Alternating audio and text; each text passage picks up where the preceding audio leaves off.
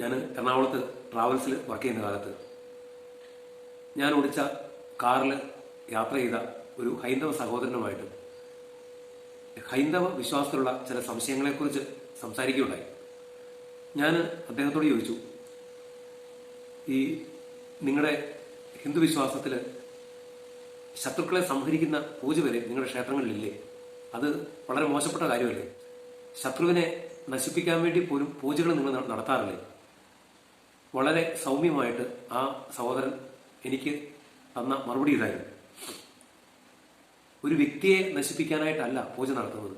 ആ വ്യക്തിയെ തനിക്ക് ശത്രുവാക്കി തീർത്തിരിക്കുന്ന ഒരു ദുഷ്ടശക്തി അവന്റെ ഉള്ളിൽ ഉണ്ടാകുമല്ലോ, ആ ദുഷ്ടശക്തിയെ നിർവീര്യമാക്കാനുള്ള പൂജയാണ് ശത്രു സംഹാര പൂജയെന്ന്. പ്രിയപ്പെട്ടവരെ, പിന്നീട് പലപ്പോഴും ഞാൻ ആ ഒരു കാര്യത്തെക്കുറിച്ച് ചിന്തിച്ച വേളയിലൊക്കെ ഒരു വലിയ സത്യം ഞാൻ മനസ്സിലാക്കി.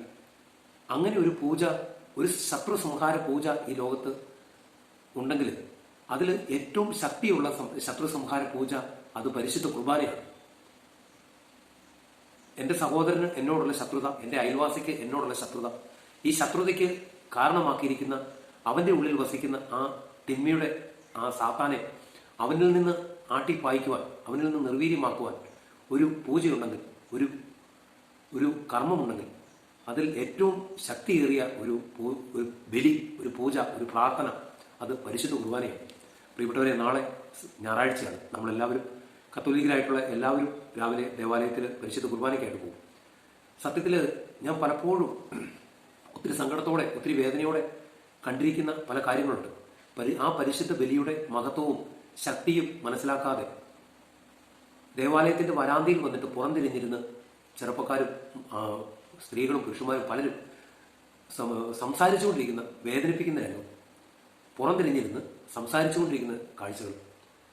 സത്യത്തിൽ ആ പരിശുദ്ധ ബലിയുടെ മൂല്യം എന്താണെന്ന് അവർക്കറിയാമെങ്കിൽ അവരൊരിക്കലും അങ്ങനെ ചെയ്യത്തില്ല.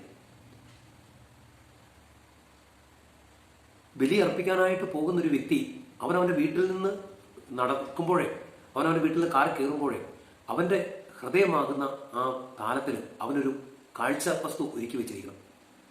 ഇങ്ങനെ കാഴ്ച വസ്തു ഇല്ലാതെ ഒരിക്കലും ബലി അർപ്പിക്കാനായിട്ട് പോകാൻ പാടില്ല. കാരണം നമ്മുടെ പരിശുദ്ധ ബലി എന്ന് പറയുന്നത് ഇസ്രായേലിന്റെ ആ പരിശുദ്ധ ബലിയുടെ തുടർച്ചയാണ്.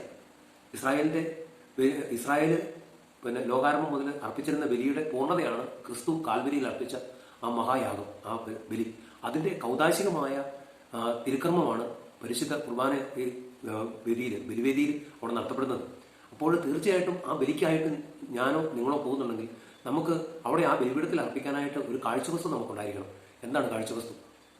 നമ്മുടെ പ്രിയപ്പെട്ടവർ, പ്രത്യേകിച്ച് നമ്മുടെ കുടുംബത്തിൽ മരിച്ചുപോയവരുടെ ആത്മാക്കൾ, അതുപോലെ നമ്മുടെ കുടുംബത്തിലുള്ളവർ, നമ്മുടെ തൊഴിൽ മേഖലയിലുള്ളവർ, നമ്മളുമായിട്ട് ദൈനംദിനം ഇടപെടുന്നവർ, നമ്മുടെ പ്രിയപ്പെട്ടവരാരെങ്കിലും ഒക്കെ രോഗികളായിട്ട് കഴിയുന്നുണ്ടെങ്കിൽ, യാത്രയ്ക്ക് പോകുന്നുണ്ടെങ്കിൽ, വിദേശത്തോ എവിടെയെങ്കിലും ജോലിയിലായിരിക്കുന്നവരുണ്ടെങ്കിൽ അവർക്കൊക്കെ വേണ്ടി അവരെയൊക്കെ നമുക്ക് കാഴ്ചവസ്തുവായിട്ട് ആ ബലിപീഠത്തിൽ അർപ്പിക്കാനായിട്ട് ഹൃദയമാകുന്ന ആ പൊൻതളികയിൽ നമുക്ക് എടുത്തു വെക്കാനായിട്ട് സാധിക്കണം. പിന്നെ നമ്മളവിടെ സത്യത്തിൽ പണ്ടൊക്കെ പരിശുദ്ധ കുർബാനയ്ക്ക് പോകുമ്പോൾ പറയുന്ന ഒരു സമ്പ്രദായം ഉണ്ടായിരുന്നു, കുർബാന കാണാൻ പോവുക. സത്യത്തിൽ പ്രിയപ്പെട്ടവരെ, കുർബാന കാണാനല്ല നമ്മൾ പോകുന്നത്, ബലി അർപ്പിക്കാനാണ്. അത് പറയുമ്പോൾ നമ്മൾ ആ ദേവാലയത്തിൽ അകത്ത് കയറി നിൽക്കുമ്പോൾ നമ്മുടെ എല്ലാവരുടെ മുമ്പിൽ നമുക്ക് മാത്രം കാണാവുന്ന ഒരു ബലിപീഠം ഉണ്ടായിരിക്കണം എന്നുള്ളതാണ്.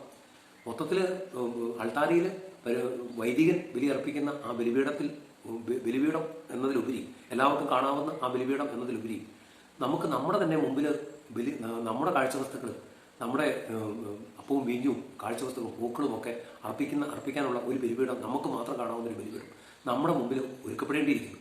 അങ്ങനെ പ്രാർത്ഥനകളും പാട്ടുകളും ഒക്കെ ചേർന്ന് ആത്മാർത്ഥമായിട്ട് ഹൃദയം കൊടുത്തുകൊണ്ട് നമ്മൾ പങ്കെടുക്കുന്ന പരിശുദ്ധ ബലിയാണ്. അങ്ങനെ അർപ്പിക്കാൻ സാധിച്ചാൽ മാത്രമേ ആ ബലി പൂർണ്ണമാകുന്നുള്ളൂ. പിന്നെ രണ്ടാമത്, നമ്മൾ അർപ്പിച്ച ബലി എന്തെങ്കിലുമൊക്കെ നിയോഗത്തിന് വേണ്ടി ഈശോയുടെ പീഡാസനത്തോടും കുരിശുമരണത്തോടും ഉദ്ധാനത്തോടും ചേർന്ന് കാഴ്ചവെക്കുമ്പോൾ മാത്രമാണ് ആ പരിശുദ്ധ ബലിക്ക് ഫലമുണ്ടാകുക. അല്ലാതെ നമ്മൾ കുർബാന കഴിഞ്ഞ് അവിടുന്ന് എന്തോ സിനിമ ടാക്കീസിൽ നിന്ന് ഇറങ്ങി വരുന്ന അതേ മനോഭാവത്തോട് തിരിച്ചിറങ്ങി പണ്ടൊക്കെ ആളുകൾ കുർബാന സ്വീകരണത്തിന്റെ സമയത്ത് പുറത്തേക്ക് ഇറങ്ങി പോകുന്നൊരു അവസ്ഥയുണ്ടായിരുന്നു. ഇപ്പോൾ ധ്യാനങ്ങളെല്ലാം വന്ന് ആ ഒരു അവസ്ഥയ്ക്ക് കുറേ മാറ്റങ്ങൾ വന്നിട്ടുണ്ട്. എന്നാൽ ഇപ്പോഴും കുർബാന കൊടുക്കുന്ന സമയമാകുമ്പം പള്ളിയിൽ നിന്ന് ഇറങ്ങി അടുത്ത ചായക്കടയിലേക്കും പിന്നെ ഇറച്ചിക്കടയിലേക്കൊക്കെ പോകുന്ന ആളുകളുണ്ട്. ഇന്ന് കുറേ മാറ്റം വന്നു. പക്ഷേ പരിശുദ്ധ ബലിയുടെ പരിപൂർണത എന്ന് പറയുന്നത് ഞാൻ ഞാൻ അർപ്പിച്ച പരിശുദ്ധ ബലി എന്തെങ്കിലുമൊക്കെ നിയോഗങ്ങൾക്ക് വേണ്ടിയിട്ട് ഈശോയുടെ പിടാസനത്തോടും കുരിശുമരത്തോടും ഉദ്ധാനത്തോടും ചേർത്ത് ഞാൻ കാഴ്ചവെക്കുമ്പോൾ മാത്രമാണ്. അപ്പോൾ പ്രധാനമായിട്ട് നമ്മൾ മനസ്സിലാക്കണം, ബലിക്കായിട്ട് നമ്മൾ പോകുമ്പോൾ ഏറ്റവും സജീവമായിട്ട് പങ്കെടുക്കുക. ദേവാലയത്തിന്റെ വരാന്തയിലിരുന്ന് പുറംതിരിഞ്ഞിരുന്ന് നമ്മൾ ലോകവിശേഷങ്ങൾ നമ്മുടെ പരിചയക്കാരോടൊക്കെ പറഞ്ഞുകൊണ്ടിരിക്കുമ്പോൾ നമ്മൾ സത്യത്തിൽ അനുഗ്രഹത്തിന് പകരം ശാപമാണ് മേടിക്കുന്നത്. അനുഗ്രഹത്തിന് പകരം നമ്മൾ ശാപം മേടിക്കുക.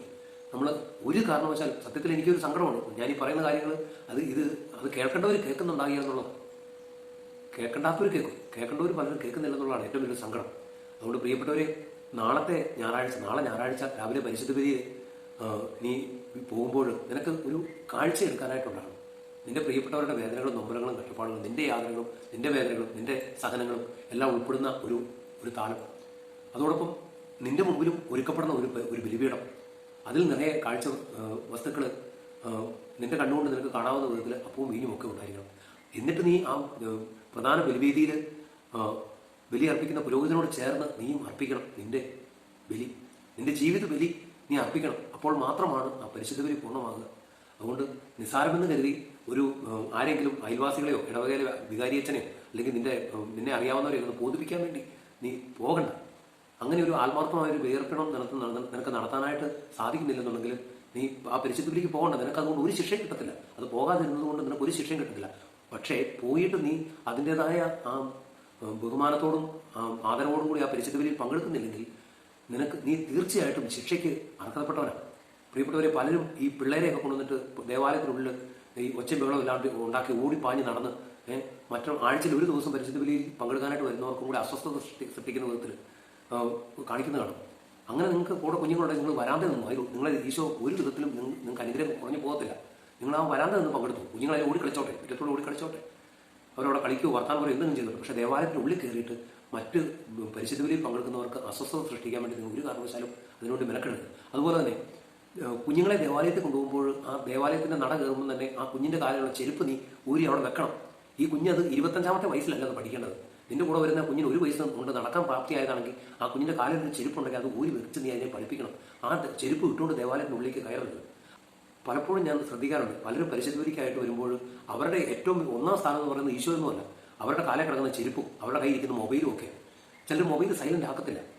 അത് പരിശുദ്ധ കുർബാന നടക്കുമ്പോൾ നീട്ടി അടിക്കും. എന്നിട്ട് മറ്റുള്ളവർക്ക് അസ്വസ്ഥ സൃഷ്ടിച്ച് എന്നിട്ട് അതും പിടിച്ചോണ്ട് പുറത്തേക്ക് പോകും.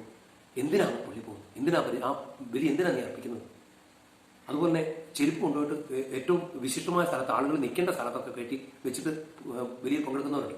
ചെരുപ്പ് ഇടേണ്ടത് പുറത്താണ്. നിന്റെ ചെരുപ്പ് സൂക്ഷിക്കേണ്ടത് ദേവാലയത്തിലല്ല, ദേവാലയത്തിന്റെ പ്രധാനപ്പെട്ട പോർട്ടിക്കോയിലോ വരാന്തയിലൊന്നുമല്ല. മനസ്സിലായോ? അപ്പോൾ നമ്മൾ അർപ്പിക്കുന്ന ബലി നമുക്ക് അനുഗ്രഹമാകണമെന്ന് നീ ആഗ്രഹിക്കുന്നുണ്ട്. നീ അർപ്പിക്കുന്ന ബലി നിനക്ക് അനുഗ്രഹമാകണമെന്ന് നീ ആഗ്രഹിക്കുന്നുണ്ടെങ്കിൽ തീർച്ചയായിട്ടും നീ ആ ബലിക്ക് വില കൊടുക്കണം. മനസ്സിലായോ? ഇല്ലാതെ നീ ആരെങ്കിലും ബോധിപ്പിക്കാനും നാട്ടുകാരെ കാണിക്കാനുമായിട്ട് നീ ഇങ്ങനൊരു ചടങ്ങിന് വേണ്ടി നീ ദേവാലയത്തിലേക്ക് പോകണ്ട കേട്ടോ. ഓക്കെ? എന്തിനാ വെറുതെ നിന്റെ 4 തലമുറയ്ക്ക് ശാപം മേടിച്ചു കൊടുക്കുന്നത്? ഈ വീഡിയോ കാണാനിടവരുന്ന എല്ലാ മക്കളുടെയും ജീവിതത്തിൽ പരിശുദ്ധ ബലിയിലൂടെ അനുഗ്രഹങ്ങൾ ചൊരിയുന്ന ഈശോ ധാരാളമായിട്ട് കബൂൽ ചൊരിയട്ടെ, അനുഗ്രഹങ്ങൾ ചൊരിയട്ടെ. നിങ്ങളുടെ ജീവിതത്തിൽ ഈശോ ഇടപെടട്ടെ. ആമേൻ.